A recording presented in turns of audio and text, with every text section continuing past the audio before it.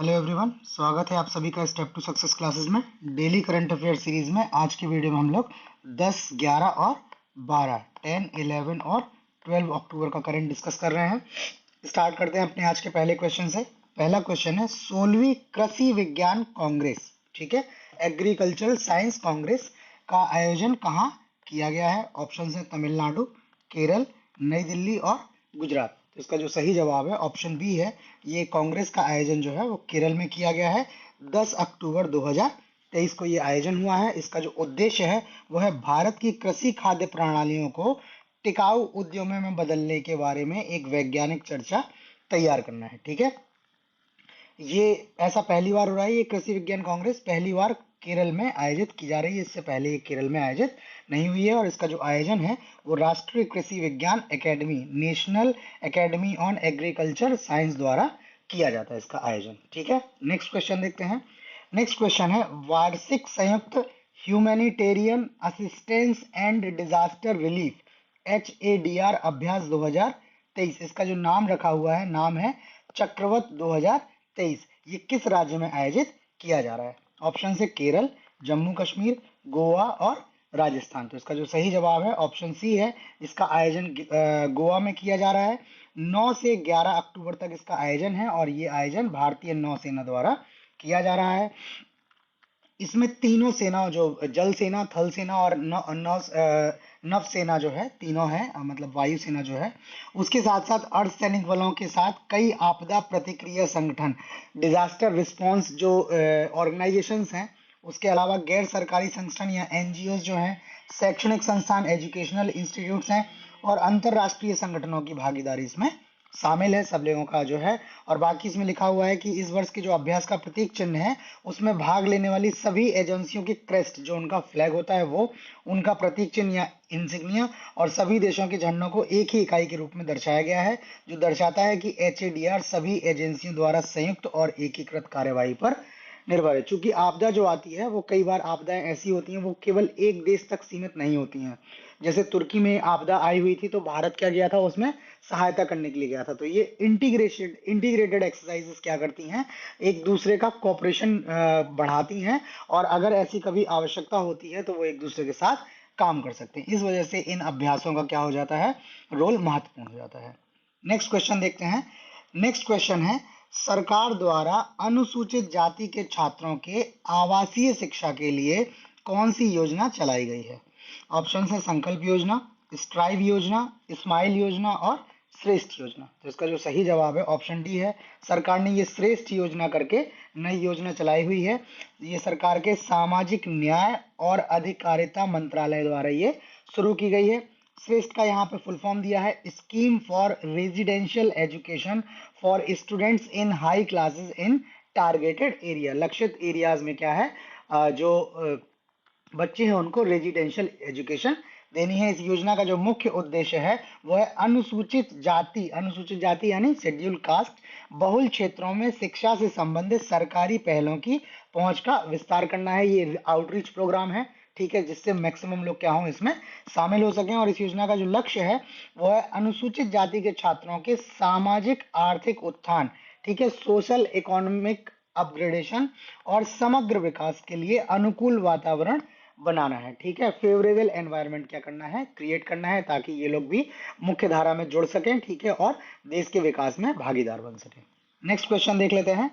Next question है हाल ही में चर्चित डाकार, ठीक है, डाकार घोषणा किस क्षेत्र से संबंधित है? ऑप्शन है गरीबी उन्मूलन, महिलाओं के अधिकार, जलवायु परिवर्तन और स्वास्थ्य सुधार। तो इसका जो सही जवाब है ऑप्शन सी है। ये डाकार घोषणा जो है वो जलवायु परिवर्तन से संबंधित है। एक्चुअल में डाकार जो है वो अफ्रीका, आप लोग देखते हैं अफ्रीका महाद्वीप तो सभी लोगों ने देखा होगा।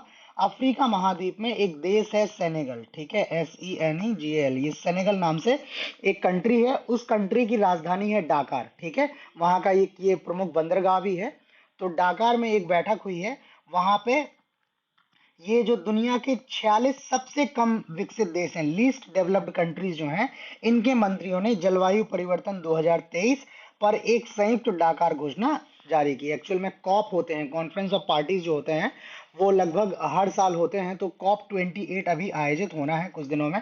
तो उस कॉप 28 में ये अपनी क्या क्या इनकी डिमांड्स होने वाली हैं, क्या क्या है, उसको इन्होंने रेखांकित करने के लिए डाकार घोषणा पत्र जारी किया है। ये कॉप 28 जो होगा ये 30 नवंबर से 12 दिसंबर 2023 में दुबई यूएई में होना है। एक्चुअल में का ये बोलना है कि हमारी जो है प्रदूषण में क्या है, जो प्रदूषण जो का मतलब जो ग्रीन हाउस गैसेस हैं उनके उत्सर्जन में हमारी हिस्सेदारी करीब केवल 1% है, ठीक है। लेकिन हम क्या कर रहे हैं, हमारी हिस्सेदारी कम है, ठीक, हमारे पास टेक्नोलॉजी है नहीं। तो ये लोग समहाउ क्या करते हैं कि आप हमें फंड दीजिए, आप हमें क्लीन टेक्नोलॉजी दीजिए, ठीक है, ताकि हम भी इसमें क्या कर सके, कार्य कर सके। तो ये डिटेल्स इसमें लिखी हुई हैं, आप एक बार देख लीजिएगा। अगर कहीं कोई समझ में आपको चीज़ नहीं आती है तो ये हमारा टेलीग्राम ग्रुप का नेम दिया हुआ है, ठीक है, आप इस पे हमें मैसेज कर सकते हैं, ये हमारा ईमेल है, आप ईमेल भी कर सकते हैं। बाकी ये जो क्वेश्चंस हम डिस्कस कर रहे हैं ये आपको फ्री पीडीएफ के फॉर्म में प्रोवाइड किए जाएंगे, ठीक है। ये पीडीएफ भी आपको इसी टेलीग्राम ग्रुप के थ्रू मिलेगी। तो आप ये ग्रुप ज्वाइन कर लीजिए, वहां से आप ये पीडीएफ ले लीजिएगा, ठीक है। नेक्स्ट क्वेश्चन देखते हैं। वर्ष 2023 का अर्थशास्त्र का नोबेल पुरस्कार किसने जीता हुआ है, ठीक है। ऑप्शंस हैं क्लाउडिया गोल्डिन, मैंगो जी बावेंडी, लुइस ई ब्रूस और एलेक्सी एकी मूव। तो इसका जो सही जवाब है ऑप्शन ए है, ये क्लाउडिया गोल्डन है, इनको वर्ष 2023 का अर्थशास्त्र का नोबेल पुरस्कार मिला है। ये हार्वर्ड विश्वविद्यालय, अमेरिका में जो हार्वर्ड विश्वविद्यालय है वहां पे ये प्रोफेसर हैं। और इनको जो ये नोबेल पुरस्कार मिला है वो उनका क्षेत्र है महिलाओं के श्रम बाजार के परिणामों के बारे में हमारी समझ को उन्नत करने के लिए इनको पुरस्कार मिला है, ठीक है। इन्होंने हमारी जो है रीच है, जो हमारा जो समझ है उसको क्या किया है, इन्होंने एनहांस किया है। इन्होंने बहुत सारा करीब 100-200 साल पुराने डेटा को एनालाइज किया है और इन्होंने समहाउ ये बताया हुआ है कि महिलाओं की भागीदारी क्यों है, ये पे पैरिटी अगर नहीं है तो क्यों है। इस तरह की इन्होंने जो है अपनी शोध की है। ये श्रम बाजार में जो लेबर मार्केट है इसमें महिलाओं की भूमिका को समझना समाज के लिए महत्वपूर्ण है। आप जब उनकी भूमिका को समझ पाएंगे तभी आप इनके योगदान को जो है रिस्पेक्ट दे पाएंगे और इनके योगदान के बदले में उनको उस तरह का जो है मॉनिटरी बेनिफिट उनको दिया जा सकता है। तो इस वजह से ये अंडरस्टैंडिंग जो है इंपॉर्टेंट है और इनका काम इसी तरह इंपॉर्टेंट समझते हुए नोबेल संस्थान ने इनको नोबेल पुरस्कार दिया हुआ है अर्थशास्त्र का। नेक्स्ट क्वेश्चन देखते हैं। हाल ही में किस राज्य सरकार द्वारा लेक लड़की, ठीक है, इसका हिंदी अनुवाद है प्यारी बेटी योजना को मंजूरी दी है। ऑप्शन है गुजरात, महाराष्ट्र, केरल और लद्दाख। तो इसका जो सही जवाब है ऑप्शन बी है, ये महाराष्ट्र सरकार की योजना है, ठीक है। इसमें इन्होंने क्या किया है, इसका जो उद्देश्य है वो है बालिकाओं के जन्म और शिक्षा को बढ़ावा देना और बाल विवाह और कुपोषण को रोकना, ठीक है। ये बच्चियों के लिए जो है सरकार की योजना है। इस योजना के जो लाभार्थी होंगे वो परिवार होंगे जिनकी आय 1 लाख रुपए तक है, वार्षिक आय जो है 1 लाख रुपए तक है, वैसे परिवार लाभार्थी होंगे। और इस योजना के तहत परिवार को बालिका के, अगर परिवार में किसी बालिका का जन्म होता है तो जन्म के साथ ही इसको क्या होगा, 5,000 रुपए सरकार देगी। उसके बाद जब बच्ची कक्षा 1 में प्रवेश लेगी तो उसके बाद 6,000 रुपए अतिरिक्त सरकार देगी, ठीक। उसके बाद से कक्षा 6 के बाद जो है 7,000 रुपए देगी, कक्षा 11 के बाद 8,000 रुपए देगी और 18 वर्ष की आयु पूरी करने पर 75,000 रुपए सरकार और देगी, ठीक है। तो इस तरह से ये सरकार ने जो है वो योजना चलाई हुई है। नेक्स्ट क्वेश्चन है, 8वां ब्रिक्स अंतरराष्ट्रीय प्रतिस्पर्धा सम्मेलन 11 अक्टूबर 2023 से शुरू किया गया है। कहाँ शुरू किया गया है वो नाम बताना है आपको जगह का।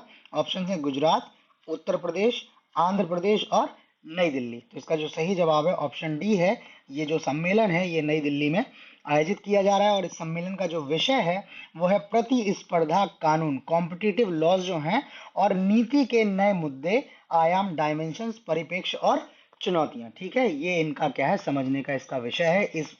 इन विषयों पर सम्मेलन में चर्चा हुई है। इस सम्मेलन में ब्रिक्स और गैर ब्रिक्स देशों के प्रतिस्पर्धा प्राधिकरण, जो इनके ट्रिब्यूनल्स हैं, ठीक है, जो अथॉरिटीज हैं, ठीक है, वो, उसके अलावा प्रतिस्पर्धा कानून विशेषज्ञ जो स्पेशलिस्ट हैं, गैर सरकारी सलाहकारों और घरेलू आमंत्रितों के 600 से अधिक प्रतिनिधियों के भाग लेने की उम्मीद है। मतलब इसमें कई सारे लोग हैं, मल्टी डायमेंशन, मल्टी फील्ड से आए हुए हैं, ठीक है, जिसमें सरकारी लोग भी हैं, प्राइवेट लोग भी हैं जो इस क्षेत्र से जुड़े। आईएमएफ ने भारत की FY24 2024 या फाइनेंशियल ईयर 24 की जीडीपी वृद्धि दर का अनुमान 20 आधार अंक बढ़ाकर कितने प्रतिशत कर दिया है? ऑप्शन है 6.1%, 6.2%, 6.0 और 6.3। तो इसका जो सही जवाब है वो आपका ऑप्शन डी है। ये आईएमएफ ने फाइनेंशियल ईयर 24 के लिए भारत के जो है विकास दर, जीडीपी वृद्धि दर का अनुमान 6.3 किया है। 20 अंक बढ़ाया, तो पहले कितना था? 6.1 था, अब इन्होंने 6.3 कर दिया है। ठीक है, ये लिखा हुआ है। बाकी आईएमएफ की नवीनतम जो विश्व आर्थिक आउटलुक रिपोर्ट है, वर्ल्ड इकोनॉमिक आउटलुक रिपोर्ट है, इसने 2023 के लिए वैश्विक वृद्धि पूर्वानुमान, मतलब ग्लोबल जो डेवलपमेंट रेट होगा वो 3%, जबकि 24 के लिए 2.9% रखा है। ठीक है, इन्होंने ये वैश्विक दिया हुआ है 3% और 2.9%। ठीक है, नेक्स्ट क्वेश्चन देख लेते हैं। Hind Mahasagar rim association IORA, Indian Ocean Rim Association 2023 की अध्यक्षता कौन सा देश करेगा? ऑप्शन है भारत, श्रीलंका, मॉरिशस और मलेशिया। तो इसका जो सही जवाब है ऑप्शन बी है। ये इसकी अध्यक्षता जो है वो श्रीलंका करने वाला है। 2023 से 2025 तक श्रीलंका जो है वो अध्यक्ष रहेगा। इसमें क्या है? सदस्य देश व्यापार और निवेश, ठीक है, ट्रेड और इन्वेस्टमेंट, समुद्री सुरक्षा, मैरीटाइम सिक्योरिटी और संरक्षा, सेफ्टी, मत्स्य प्रबंधन, आपदा जोखिम प्रबंधन आदि विभिन्न क्षेत्रों में सहयोग पर चर्चा करेंगे। ये फील्ड ऑफ कॉपरेशंस है। कोई भी अगर आपका एसोसिएशन बना हुआ है, कोई भी संगठन बना हुआ है, तो उसका फील्ड होता है कि ये किस क्षेत्र में कार्य करने के लिए है, तो ये इसका फील्ड है। बाकी थोड़ा सा हमने IORA के बारे में डिटेल लिखा है कि ये क्षेत्रीय आर्थिक सहयोग, रीजनल इकोनॉमिक कॉपरेशन को बढ़ावा देने के लिए 1997 में गठित एक अंतर सरकारी संगठन है। भारत इसके संस्थापक सदस्यों में से एक है और इसका सचिवालय जो है वो एबेन मॉरिशस में स्थित है। ठीक है, नेक्स्ट क्वेश्चन देखते हैं। युवाओं के विकास हेतु कैबिनेट ने निम्न में कौन सी स्वायत्त संस्था, ऑटोनोमस बॉडी की स्थापना को मंजूरी दी है? ऑप्शन है युवा देश का भविष्य, सक्षम युवा, मेरा युवा भारत और युवा नेतृत्व। तो इसका जो सही जवाब है ऑप्शन सी है। ये मेरा युवा भारत नाम से एक स्वायत्त संस्था की स्थापना को कैबिनेट ने मंजूरी दी है। इसको जो बोला जा रहा है वो माई भारत बोला जाएगा शॉर्ट फॉर्म में। M फॉर मेरा, Y फॉर युवा और भारत फॉर भारत। इसका जो प्राथमिक उद्देश्य है वो है युवाओं के विकास और युवाओं के नेतृत्व वाले विकास। ठीक है, मतलब एक तो जो कंट्री का यूथ है उसको आपको डेवलप करना है, और यूथ जो ऐसा होगा वो फिर कंट्री को डेवलप करेगा। के लिए प्रौद्योगिकी द्वारा संचालित एक व्यापक सक्षम तंत्र विकसित करना है और युवाओं को उनकी आकांक्षाओं को साकार करने और विकसित भारत के निर्माण के लिए उनको समान पहुंच प्रदान करना है। ये भी आउटरीच प्रोग्राम है। ठीक है, गवर्नमेंट की जो भी स्कीम्स होगी जो युवाओं को लेकर, वो इस प्लेटफॉर्म के थ्रू उनको बताया जाएगा, उनको इससे बेनिफिट दिया जाएगा। ठीक है, ताकि क्या हो, उनका क्या है, सरकार जो है आगे। ये इसमें लक्ष्य जो एक और है, ये क्या कर रहा है, युवाओं को निष्क्रिय प्राप्तकर्ता के बजाय सक्रिय चालक बनाना चाहता है। ये जो कार्यक्रम का मेन उद्देश्य जो है कि अब आप केवल प्राप्तकर्ता नहीं हैं, आप क्या करें, आप देश के भविष्य को आगे बढ़ाएं, आप उसमें देश में एक सक्रिय चालक की भूमिका निभाएं। एक एडिशनल फैक्ट यहाँ पे है कि राष्ट्रीय युवा नीति के तहत युवा की परिभाषा जो है वो है 15 से 29 आयु वर्ग के युवाओं को लाभान्वित करेगा। ठीक है, 15 से 29 वर्ष के जो व्यक्ति हैं इनको युवा, राष्ट्रीय युवा नीति परिभाषित करती है। ठीक है, नेक्स्ट क्वेश्चन देख लेते हैं। नेक्स्ट क्वेश्चन है, इजराइल हमास संघर्ष क्षेत्र से भारतीय नागरिकों को निकालने के लिए कौन सा ऑपरेशन लॉन्च किया गया? आप सभी लोग जान रहे होंगे, बड़ा मतलब बहुत भयावह स्थिति है वहां पर, काफी कैजुअलिटीज हुई हैं जिस तरह से हमला हुआ है इजराइल पे।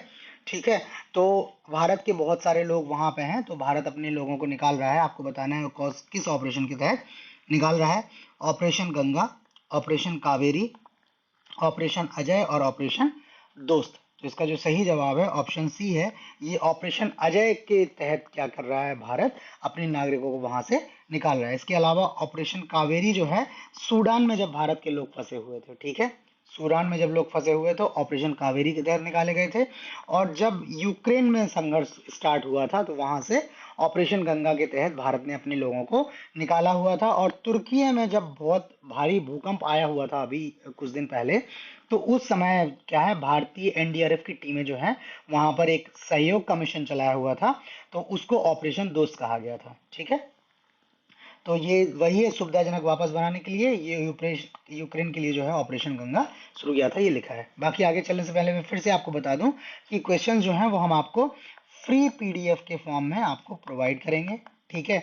तो आप ये पीडीएफ अगर आप लेना चाहते हैं तो आप ये हमारा टेलीग्राम ग्रुप ज्वाइन कर लें। इसके अलावा यूपी ट्रिपल एससी की कुछ परीक्षाएं आने वाली हैं, जिसमें एक परीक्षा है पैट 2023 की, जो अभी 29 अक्टूबर को होने वाली है।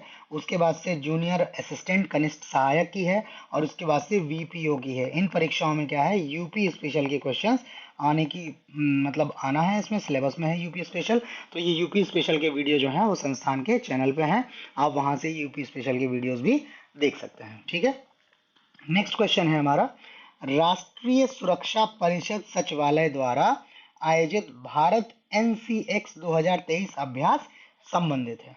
ऑप्शन है राष्ट्रीय साइबर सुरक्षा अभ्यास, राष्ट्रीय सड़क सुरक्षा अभ्यास, आपदा प्रबंधन अभ्यास, बाजार जोखिम प्रबंधन अभ्यास। इसका जो सही जवाब है ऑप्शन ए है, ये राष्ट्रीय साइबर सुरक्षा से संबंधित अभ्यास है।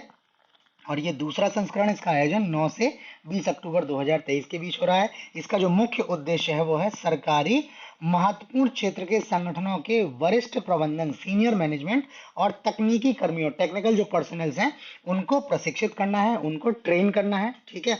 इन प्रतिभागियों को प्रमुख साइबर सुरक्षा क्षेत्र जैसे घुसपैठ का पता लगाने की तकनीकी, मेलवेयर सूचना साझाकरण प्लेटफॉर्म, उसके बाद से वैधता प्रबंधन और प्रवेश परीक्षण, नेटवर्क प्रोटोकॉल और डेटा प्रवाह, डिजिटल फॉरेंसिक आदि में प्रशिक्षित किया जाएगा। ये इनको इन चीज़ों के बारे में नॉलेज दी जाएगी, क्योंकि साइबर सुरक्षा जो है वो महत्वपूर्ण इशू अब एक आ गया है।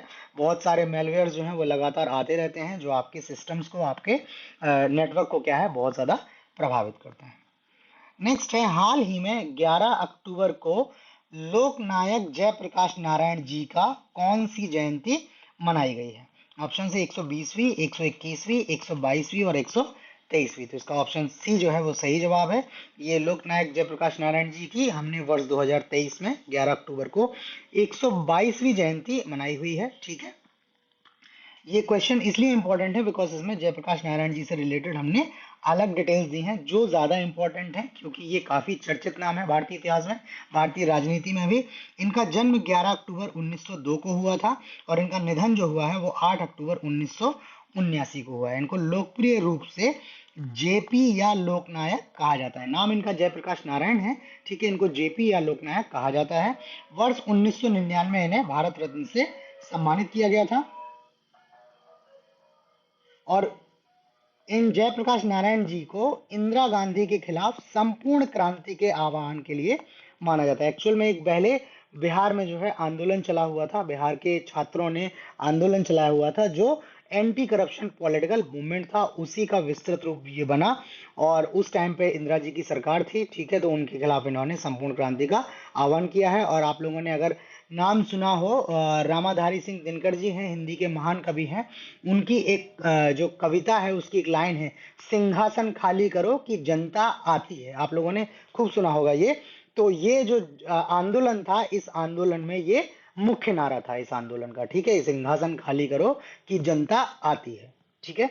नेक्स्ट क्वेश्चन देखते हैं। नेक्स्ट है, हाल ही में चर्चित अमेज 28। अमेज 28 क्या है? भारत का सबसे तेज सुपर कंप्यूटर, पहली हाइड्रोजन कार, भारत का पहला इलेक्ट्रिक ट्रैक्टर और 3D मुद्रित इमारत या 3D प्रिंटेड बिल्डिंग। तो इसका जो सही जवाब है ऑप्शन डी है।